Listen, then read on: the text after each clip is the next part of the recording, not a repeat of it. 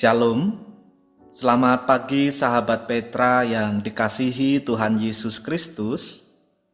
Sudahkah Anda mengasihi orang lain hari ini? Berjumpa kembali dengan Radio Petra 105.7 FM dalam program Embun Pagi, edisi hari ini Sabtu 30 Agustus 2025. Kali ini bersama dengan saya, Pendeta Trinur Adi dari GKJ Suryodiningrat, Yogyakarta. Mari kita memulai hari ini dengan bermenung sejenak berdasarkan firman Allah. Tema permenungan kita di pagi hari ini adalah pemuka itu harus menjadi hamba. Untuk itu mari kita terlebih dahulu menundukkan diri dalam kebesaran rahmat Allah. Kita berdoa memohon pertolongannya dalam kita bermenung sejenak di pagi hari ini. Mari kita berdoa.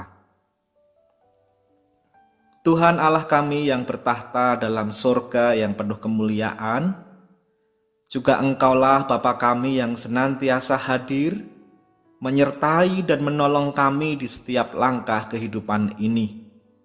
Kami bersyukur atas kasih setia Tuhan yang menjagai kami dalam kerapuhan kami ketika kami terlelap tidur. Kami berterima kasih pula atas hari baru yang Engkau karuniakan kepada kami dengan segala berkat yang memperlengkapinya. Maka sebagai wujud syukur kami mau menjalani hari ini dan seterusnya erat melekat dengan Engkau. Kami rindu setiap langkah hidup kami selaras dengan kegerakan-Mu yang penuh belas kasih dan kebenaran. Untuk itu kami mohon Roh Kudus membimbing kami dalam permenungan kami akan firman-Mu pada saat ini.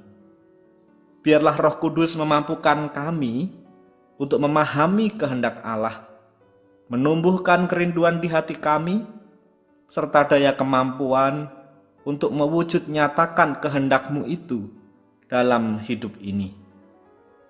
Dalam nama Putra-Mu, Tuhan Yesus Kristus, doa ini kami haturkan. Amin. Sahabat Petra yang terkasih, permenungan kita di pagi hari ini didasarkan atas pembacaan Alkitab dari Injil Matius pasal 20 ayat 20 sampai dengan 28, yang demikian kesaksian firman Tuhan. Maka datanglah ibu anak-anak Zebedeus serta anak-anaknya itu kepada Yesus, lalu sujud di hadapannya untuk meminta sesuatu kepadanya. Kata Yesus, "Apa yang kau kehendaki?"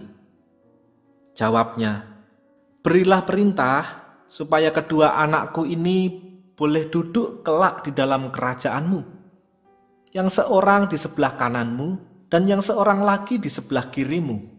Tetapi Yesus menjawab katanya, "Kamu tidak tahu apa yang kamu minta. Dapatkah kamu meminum cawan yang harus kuminum?" Kata mereka kepadanya, "Kami dapat." Yesus berkata kepada mereka, "Cawanku memang akan kamu minum, tetapi hal duduk di sebelah kananku atau di sebelah kiriku, aku tidak berhak memberikannya. Itu akan diberikan kepada orang-orang bagi siapa Bapakku telah menyediakannya." Mendengar itu, marahlah ke-10 murid yang lain kepada kedua saudara itu. Tetapi Yesus memanggil mereka lalu berkata, "Kamu tahu bahwa pemerintah-pemerintah bangsa-bangsa memerintah rakyatnya dengan tangan besi, dan pembesar-pembesar menjalankan kuasanya dengan keras atas mereka. Tidaklah demikian di antara kamu. Barang siapa ingin menjadi besar di antara kamu, hendaklah ia menjadi pelayanmu. Dan barang siapa ingin menjadi terkemuka di antara kamu, hendaklah ia menjadi hambamu. Sama seperti Anak Manusia datang bukan untuk dilayani, melainkan untuk melayani dan untuk memberikan nyawanya menjadi tebusan bagi banyak orang. Demikianlah pembacaan Alkitab. Berbahagialah setiap orang yang mendengarkan firman Allah dan yang memeliharanya. Haleluya.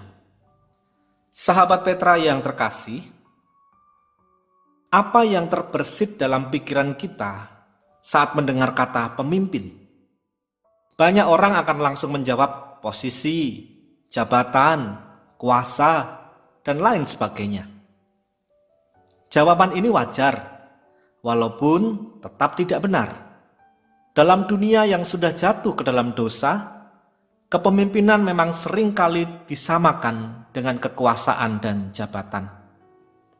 Sayangnya, tidak sedikit di antara kita orang Kristen yang justru mengadopsi konsep duniawi ini. Mereka tidak memahami bahwa tujuan akhir kepemimpinan bukan terletak pada diri pemimpin. Sebaliknya, pemimpin ada bagi orang lain. Disinilah letak perbedaan antara mana yang pemimpin sejati dan mana penguasa yang lalim. Dalam bacaan kitab suci hari ini, kita akan melihat betapa kuatnya godaan kekuasaan dan jabatan. Bahkan, murid-murid Tuhan Yesus tidak kebal terhadap godaannya. Mereka mengejar kuasa, tak ubahnya seperti orang-orang dunia. Sahabat Petra yang terkasih, bacaan kitab suci kita hari ini menceritakan tentang bagaimana respon Tuhan terhadap permohonan Yakobus dan Yohanes beserta ibu mereka. Sang ibu memohon agar kelak dua anaknya dapat duduk di sebelah kanan dan kiri Yesus dalam kerajaan Allah.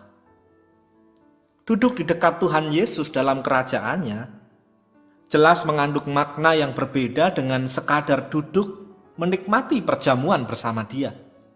Ini bukan hanya tentang sukacita dan kemuliaan, tetapi tentang jabatan dan kekuasaan. Jika kita mengetahui konteks tekstual dan kultural yang ada pada saat itu, kita bisa memahami mengapa mereka mengajukan permohonan semacam ini.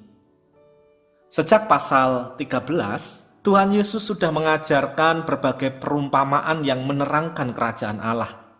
Tema tentang kerajaan Allah ini bahkan muncul berkali-kali di pasal 18 sampai dengan 20.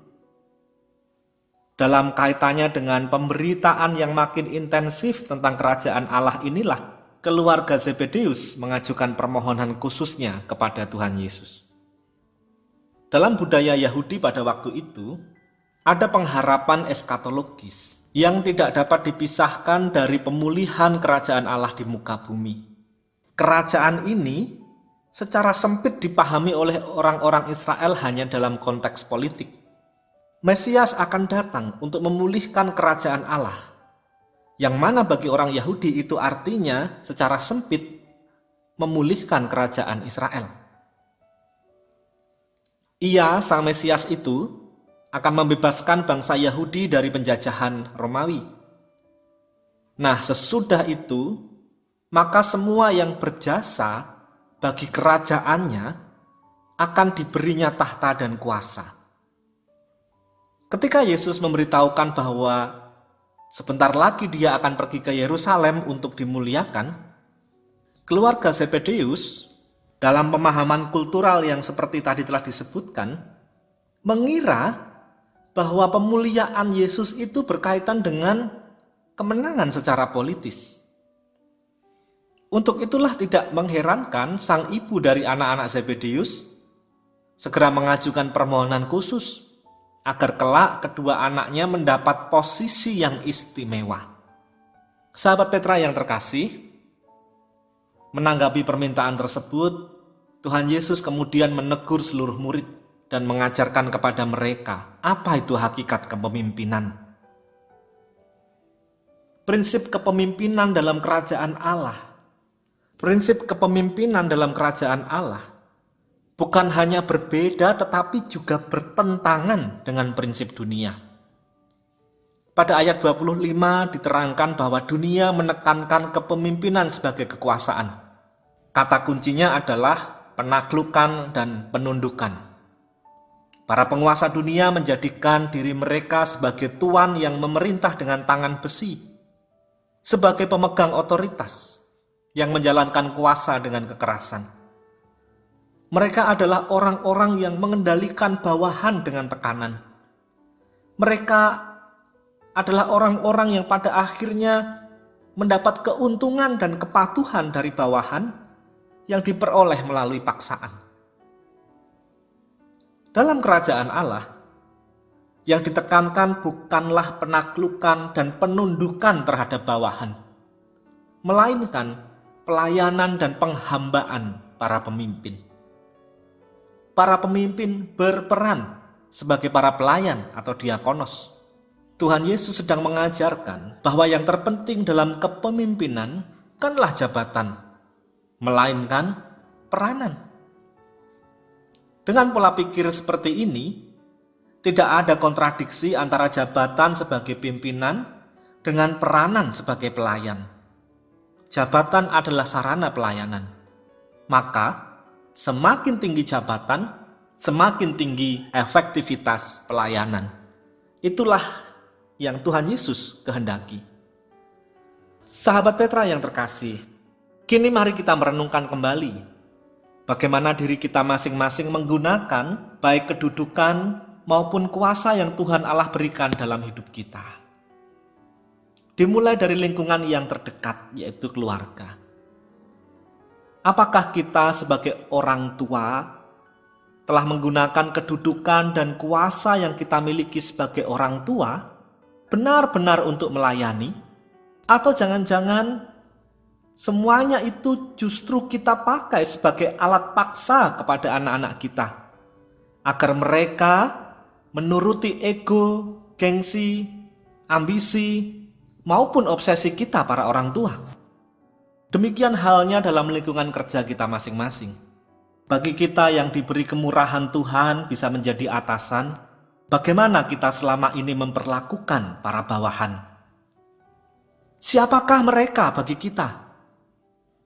Apakah mereka benar-benar kita perlakukan sebagai subjek yang setara, sebagai rekan kerja yang bermartabat, untuk bersama-sama mencapai tujuan yang baik?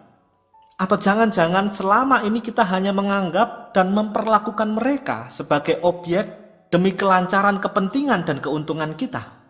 Sahabat Petra yang terkasih, di tengah berbagai tindakan eksploitatif terhadap sesama yang makin tak terkendali, dunia membutuhkan para pemimpin dan pemegang kekuasaan yang membumi. Kristus telah memulai dan meneladankannya bagi kita semua. Mari kita mulai dari diri kita masing-masing untuk memutus segala bentuk eksploitasi dan kesewenang-wenangan. Kita mulai dari diri kita, keluarga kita, juga lingkungan kerja kita, untuk menjadi seorang pribadi yang mau memimpin dengan hati yang melayani, menjadi seorang pemuka yang menghamba. Mari kita berdoa. Ya Allah, Tuhan dan Bapa kami, terima kasih atas sabda-Mu yang mengingatkan kami betapa mulianya Kristus Tuhan kami, yang bersedia mengosongkan diri dan mengambil rupa seorang manusia hamba demi melayani kami semuanya. Ampunilah kami jika di dalam kepongahan, keangkuhan, bahkan keserakahan, kami menjadi pribadi yang sering menyalahgunakan baik kedudukan maupun kuasa sebagai pemimpin, justru untuk mengeksploitasi sesama kami. Namun biarlah kini kami menjadi murid-murid Kristus yang sejati, yang memiliki hati untuk melayani dalam segala kedudukan kami masing-masing.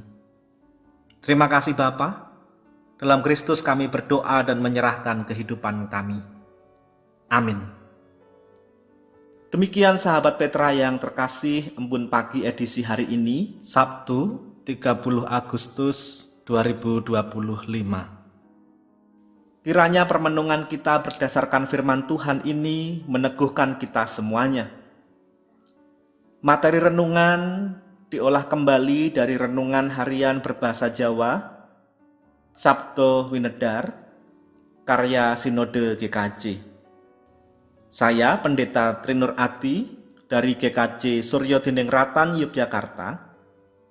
Mohon diri dan mohon maaf bila ada kata yang kurang berkenan. Sahabat Petra yang terkasih, selamat mengasihi orang lain hari ini. Tuhan Allah Bapa kita memberkati. Amin.